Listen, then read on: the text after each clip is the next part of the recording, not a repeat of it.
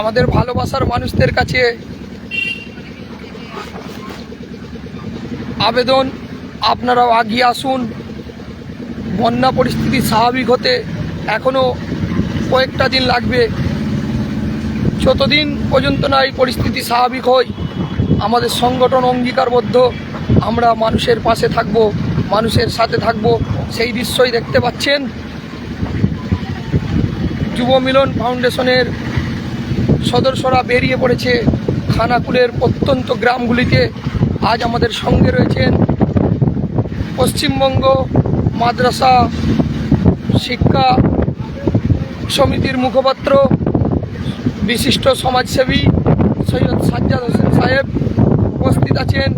Balipur national ইনস্টিটিউটের director মাওলানা জামাল উদ্দিন সাহেব উপস্থিত আছেন। বিশিষ্ট সঞ্চালক উদনা কাদেরিয়া মাদ্রাসার সহকারী শিক্ষক সৈয়দ এহতেশাম মামুন। এছাড়াও আজ আমাদের সঙ্গে যোগ দিয়েছেন 24 পরগনা থেকে আল ইহসান ট্রাস্ট, কারণ ওনারা অনেক দূর থেকে এসেছেন। যুব মিলনের কর্মগুলি সোশ্যাল মিডিয়ার মাধ্যমে দেখেই অনেক সংগঠন কাজ করছে, সবাইকেই সাধুবাদ জানাই। তারপরে যুব মিলন ফাউন্ডেশনকে পছন্দ করেছেন, চয়েস করেছেন, যাতে সেই দান সামগ্রী উপকৃত মানুষের হাতে পৌঁছে যায়। আমরা সঙ্গে নিয়ে পৌঁছে যাচ্ছি খানাকুলের বিভিন্ন এরিয়া। বৃষ্টি চলছে, বৃষ্টি ভিজে ভিজেই আমাদের সদস্যরা বেরিয়ে পড়েছে মানুষের জন্য, মানুষের পাশে থাকতে। সকলে দোয়া আশীর্বাদ করবেন। আমাদের সৈয়দ সাজ্জাদ সাহেব এগিয়ে যাচ্ছেন, পিছনে আরও ছটি গাড়ি রয়েছে।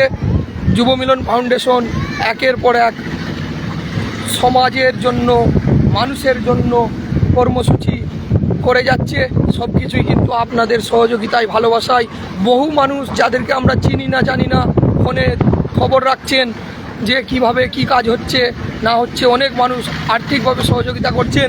তবে আমাদের আবেদন, আপনারা আর্থিক সহযোগিতা যেটা করছেন, যদি আমাদেরকে শুকনো খাবার ও পানীয় জলের বোতল দিয়ে সহযোগিতা করেন, আরও উপকার হয়। কারণ এই সময় যে অর্থ থাকলেই হবে তা নয়, অনেক মালেরও ক্রাইসিস। মুড়ি পাওয়া যাচ্ছে না বিভিন্ন এলাকায়, খানাকুলের বিভিন্ন এলাকায় মুড়ি পাওয়া যাচ্ছে না, এমন পরিস্থিতি। পানীয় জলের বোতল শর্টেজ হয়ে গেছে। তাই বলছি, যদি একান্তই না পারেন তখনই আর্থিক সহযোগিতা করবেন, না হলে যদি পানীয় জলের বোতল এবং শুকনো খাবার তিরপল দিয়ে সহযোগিতা করেন, আমরা আপনাদের ত্রাণ একদম সঠিক জায়গায় পৌঁছে দেব। যুব মিলন ফাউন্ডেশনের পাশে থাকবেন, সাথে থাকবেন। সকলে ভালো থাকুন, সুস্থ থাকুন, এই কামনা করি।